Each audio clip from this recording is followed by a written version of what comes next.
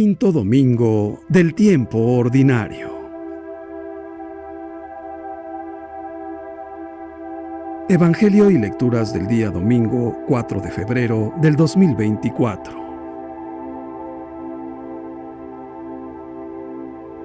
Lectura del libro de Job. En aquel día, Job tomó la palabra y dijo: La vida del hombre en la tierra es como un servicio militar, y sus días como días de un jornalero. Como el esclavo suspira en vano por la sombra y el jornalero se queda aguardando su salario, así me han tocado en suerte meses de infortunio y se me han asignado noches de dolor. Al acostarme pienso: ¿cuándo será de día? La noche se alarga y me canso de dar vueltas hasta que amanece. Mis días corren más aprisa que una lanzadera y se consumen sin esperanza. Recuerda, Señor, que mi vida es un soplo. Mis ojos no volverán a ver la dicha. Palabra de Dios. Te alabamos, Señor. Salmo 146. Alabemos al Señor, nuestro Dios. Alabemos al Señor, nuestro Dios, porque es hermoso y justo el alabarlo. El Señor ha reconstruido a Jerusalén y a los dispersos de Israel los ha reunido. Alabemos al Señor, nuestro Dios. El Señor sana los corazones quebrantados y venda las heridas. Tiende su mano a los humildes y humilla hasta el polvo a los malvados. Alabemos al Señor, nuestro Dios. Él puede contar el número de estrellas y llama a cada una por su nombre. Grande es nuestro Dios, todo lo puede. Su sabiduría no tiene límites. Alabemos al Señor, nuestro Dios. Lectura de la primera carta del apóstol San Pablo a los Corintios. Hermanos, no tengo por qué presumir de predicar el Evangelio, puesto que esa es mi obligación. Ay de mí si no anuncio el Evangelio. Si yo lo hiciera por propia iniciativa, merecería recompensa, pero si no, es que se me ha confiado una misión. Entonces, ¿en qué consiste mi recompensa? Consiste en predicar el Evangelio gratis, renunciando al derecho que tengo a vivir de la predicación, aunque no estoy sujeto a nadie. Me he convertido en esclavo de todos, para ganarlos a todos. Con los débiles me hice débil, para ganar a los débiles. Me he hecho todo a todos, a fin de ganarlos a todos. Todo lo hago por el Evangelio, para participar yo también de sus bienes. Palabra de Dios. Te alabamos, Señor. Lectura del Santo Evangelio según San Marcos, capítulo 1, versículos del 29 al 39. En aquel tiempo, al salir Jesús de la sinagoga, fue con Santiago y Juan a casa de Simón y Andrés. La suegra de Simón estaba en cama, con fiebre, y enseguida le avisaron a Jesús. Él se le acercó, y tomándola de la mano, la levantó. En ese momento se le quitó la fiebre y se puso a servirles. Al atardecer, cuando el sol se ponía, le llevaron a todos los enfermos y poseídos del demonio, y todo el pueblo se apiñó junto a la puerta. Curó a muchos enfermos de diversos males y expulsó a muchos demonios, pero no dejó que los demonios hablaran, porque sabían quién era él. De madrugada, cuando todavía estaba muy oscuro, Jesús se levantó, salió y se fue a un lugar solitario, donde se puso a orar. Simón y sus compañeros lo fueron a buscar, y al encontrarlo le dijeron: «Todos te andan buscando». Él les dijo: «Vamos a los pueblos cercanos para predicar también allá el Evangelio, pues para eso he venido». Y recorrió toda Galilea, predicando en las sinagogas y expulsando a los demonios. Palabra del Señor. Gloria a ti, Señor Jesús.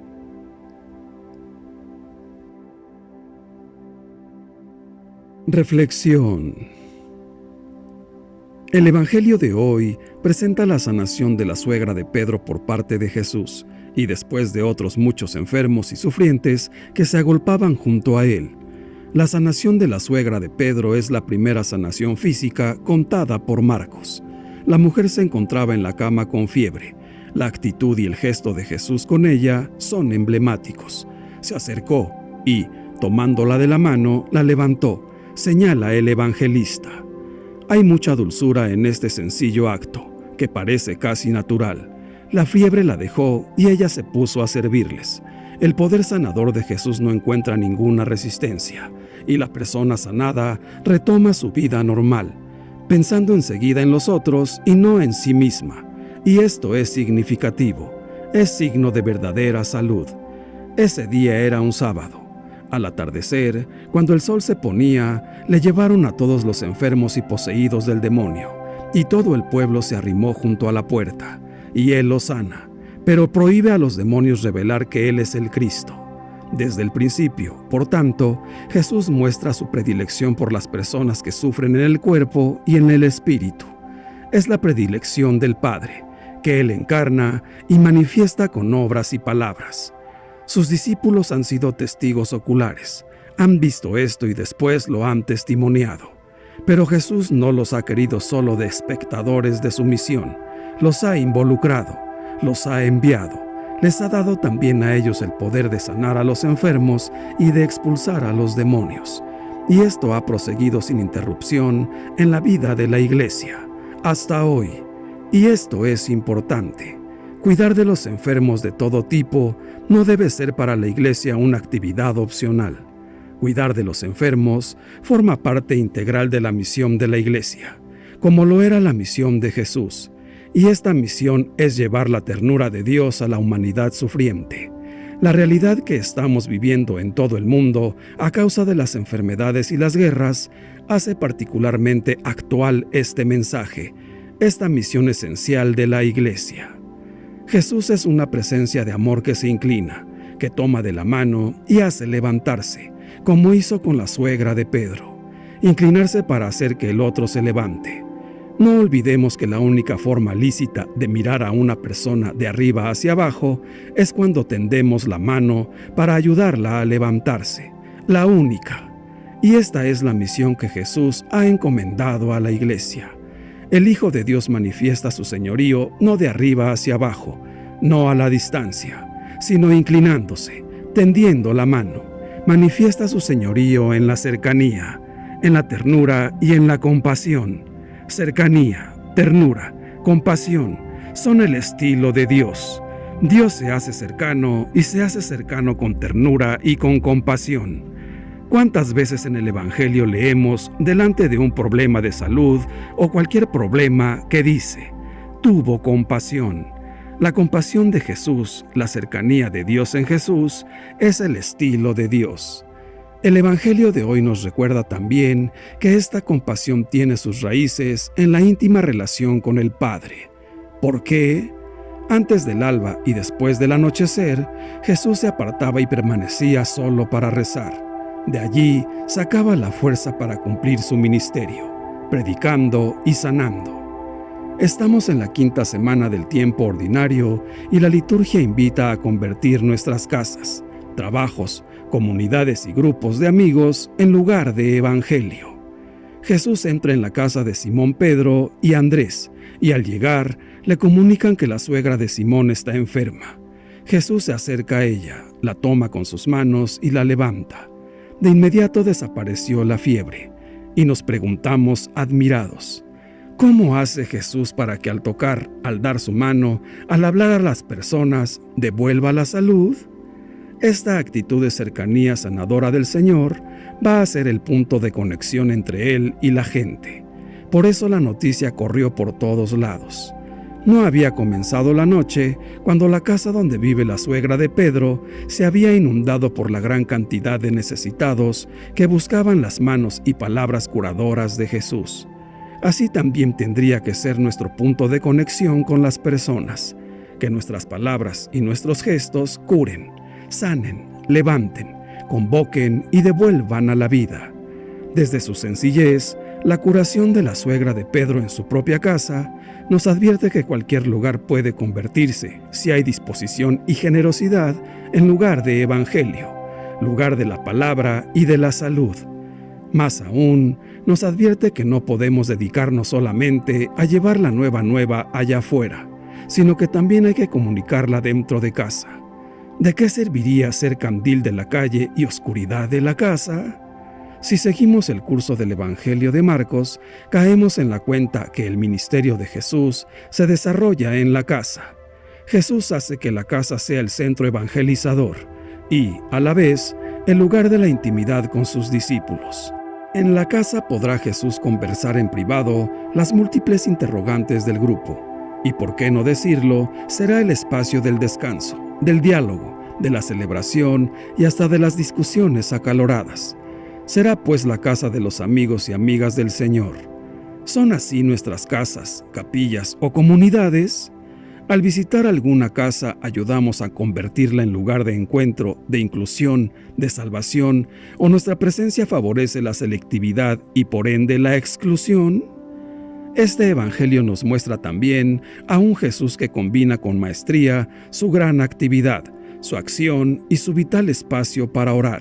Y no puede ser de otro modo, porque la actividad apostólica necesita del tiempo de la oración o silencio que revitaliza a través de la comunicación íntima con Dios. Ni la actividad puede anular el tiempo de oración, ni la oración puede conducir al encapsulamiento de una intimidad cerrada o replegada sobre los propios intereses. Ambas van muy juntas. Oración y misión se necesitan mutuamente. El hombre o mujer que se dedica con generosidad a los demás, y cuanto más si son los pobres de esta tierra, ha de sacar tiempo para estar a solas con el Señor, para llenarse de su energía. Y de igual modo, quien ha estado a solas con el Señor, no puede sino comunicar de múltiples maneras la alegría, la esperanza y el amor que lleva dentro. Quien une oración y misión, tiene la fuerza y vitalidad para un mayor despliegue apostólico. No se conforma con la tarea cumplida, porque hay más personas que atender, más lugares que animar, más gracia que comunicar. Que nunca nos falte disposición y creatividad como a Jesús para hacer de nuestras capillas, hogares, trabajos, colegios, calle, grupo de amigos, comunidad, lugares de evangelio, y donde las personas tengan reales y auténticos encuentros personales y comunitarios de amistad con el Señor. Predicar y curar son las principales actividades de Jesús en su vida pública. Con la predicación anuncia el reino de Dios y con la curación demuestra que ese reino está ya en medio de nosotros. Jesús, que vino al mundo para anunciar y realizar la salvación de todo hombre y de todo el hombre, muestra una predilección particular por quienes están heridos en el cuerpo o en el espíritu: los pobres, los pecadores, los endemoniados, los enfermos, los marginados. Así, Él se revela médico, tanto de las almas como de los cuerpos. Él es, por eso, el verdadero Salvador. Jesús salva, Jesús cura, Jesús sana. La obra salvífica de Cristo, sin embargo, no termina con su vida terrena. Ella prosigue mediante la Iglesia, sacramento del amor y de la ternura de Dios por los hombres. Enviado en misión a sus discípulos, Jesús les confiere un doble mandato: anunciar el Evangelio de la salvación y curar a los enfermos. Fiel a esta enseñanza, la Iglesia ha considerado siempre esta labor como una parte integrante de su misión, una vía privilegiada para encontrar, acoger y servir la carne sufriente de Cristo. Cada uno de nosotros está llamado a llevar la luz de la palabra de Dios y la fuerza de la gracia a quienes sufren y a cuantos los asisten. La enfermedad es una de las experiencias más duras del ser humano. No solo padece el enfermo que siente su vida amenazada y sufre sin saber por qué, para qué y hasta cuándo. Sufre también su familia, los seres queridos y los que le atienden. De poco sirven las palabras y explicaciones. ¿Qué hacer cuando ya la ciencia no puede detener lo inevitable? ¿Cómo afrontar de manera humana el deterioro? ¿Cómo estar junto al familiar o el amigo gravemente enfermo? Lo primero es acercarse. Al que sufre no se le puede ayudar desde lejos. Hay que estar cerca, sin prisas, con discreción y respeto total. Ayudarle a luchar contra el dolor. Darle fuerzas para que colabore con los que tratan de curarlo. Esto exige acompañarlo en las diversas etapas de la enfermedad y en los diferentes estados de ánimo, ofrecerle lo que necesita en cada momento, no incomodarnos ante su irritabilidad, tener paciencia, permanecer junto a él. Es importante escucharle, que el enfermo pueda contar y compartir lo que lleva dentro, las esperanzas frustradas, sus quejas y miedos, su angustia ante el futuro. Es un respiro para el enfermo poder desahogarse con alguien de confianza. No siempre es fácil escuchar, requiere ponerse en el lugar del que sufre y estar atentos a lo que nos dice con sus palabras y, sobre todo, con sus silencios, gestos y miradas. La verdadera escucha exige acoger y comprender las reacciones del enfermo. La incomprensión hiere profundamente a quien está sufriendo y se queja. De nada sirven consejos, razones o explicaciones elaboradas. Solo la comprensión de quien acompaña con cariño y respeto puede aliviar. La persona puede adoptar ante la enfermedad actitudes sanas y positivas, o puede dejarse destruir por sentimientos estériles y negativos. Muchas veces necesitará ayuda para confiar y colaborar con los que le atienden, para no encerrarse solo en su dolor, para tener paciencia consigo mismo o para ser agradecido. El enfermo puede necesitar también reconciliarse consigo mismo, curar heridas del pasado, dar un sentido más hondo a su sufrimiento, purificar su relación con Dios. El cristiano puede entonces ayudarle a orar, a vivir con paz interior, a creer en el perdón de Dios y a confiar en su amor salvador. El evangelista Marcos nos dice que las gentes llevan sus enfermos y poseídos hasta Jesús. Él sabía acogerlos con cariño, despertar su confianza en Dios, perdonar su pecado, aliviar su dolor y sanar su enfermedad. Su actuación ante el sufrimiento humano siempre será para los cristianos el ejemplo a seguir en el trato a los enfermos. En medio de su intensa actividad de profeta ambulante, Jesús cuidó siempre su comunicación con Dios en el silencio y la soledad. Los evangelios han conservado el recuerdo de una costumbre suya que causó honda impresión. Jesús solía retirarse de noche a orar. El episodio que narra San Marcos nos ayuda a conocer lo que significaba la oración para Jesús. Había sido una jornada dura. Jesús había curado a muchos enfermos. El éxito había sido muy grande. Cafarnaúm estaba conmocionada. La población entera se agolpaba en torno a Jesús. Todo el mundo hablaba de él. Esa misma noche, de madrugada, Jesús se levanta y, sin avisar a sus discípulos, se retira a un lugar despejado. Allí se puso a orar. Necesita estar a solas con su Padre. No quiere dejarse aturdir por el éxito. Solo busca la voluntad del Padre, conocer bien el camino que ha de recorrer. Sorprendidos por su ausencia, Simón y sus compañeros corren a buscarlo. No dudan en interrumpir su diálogo con Dios. Solo quieren retenerlo. Todo el mundo te busca. Pero Jesús no se deja programar desde fuera. Solo piensa en el proyecto de su Padre. Nada ni nadie lo apartará de su camino. No tiene ningún interés en quedarse a disfrutar de su éxito en Cafarnaúm. No cederá ante el entusiasmo popular. Hay aldeas que todavía no han escuchado la buena noticia de Dios y dice: vamos a los pueblos cercanos para predicar también allá el Evangelio, pues para eso he venido. Y recorrió toda Galilea, predicando en las sinagogas y expulsando a los demonios. Uno de los rasgos más positivos en el cristianismo contemporáneo es ver cómo se va despertando la necesidad de cuidar más la comunicación con Dios, el silencio y la meditación. Los cristianos católicos, más lúcidos y responsables, quieren arrastrar a la iglesia de hoy a vivir de manera más contemplativa. Es urgente. Los cristianos, por lo general, ya no sabemos estar a solas con el Padre, con Dios Todopoderoso. Hablamos mucho de Dios, pero tal vez hablamos poco con Él. La costumbre de Jesús se olvidó hace mucho tiempo. En las parroquias se hacen muchas reuniones de trabajo, pero no sabemos retirarnos para descansar en la presencia de Dios y llenarnos de su paz. Cada vez somos menos para hacer más cosas. Nuestro riesgo es caer en el activismo, el desgaste y el vacío interior. Sin embargo, nuestro problema no es tener muchos problemas, sino el no tener la fuerza espiritual necesaria para enfrentarnos a ellos. Hermanos míos, ¿qué nos dice el Señor hoy? Parece un desafío, una invitación a no parar, a no conformarnos ni dejarnos estar. Jesús nos invita hoy a apostar por metas altas. Hemos sido hechos para cosas grandes: vivir, crecer, amar, servir, entregar. No nos conformemos con las migajas del banquete de la vida. Dios nos ha prometido la vida eterna a los que cumplamos sus mandatos. Quiere vernos sentados a su mesa. Obedezcamos, pues, a lo que nos pide Jesús, porque Él es el camino que nos llevará a disfrutar del banquete, de la vida eterna. Nuestro corazón siempre está inquieto y no encontrará descanso hasta reposar en Él, en nuestro Señor.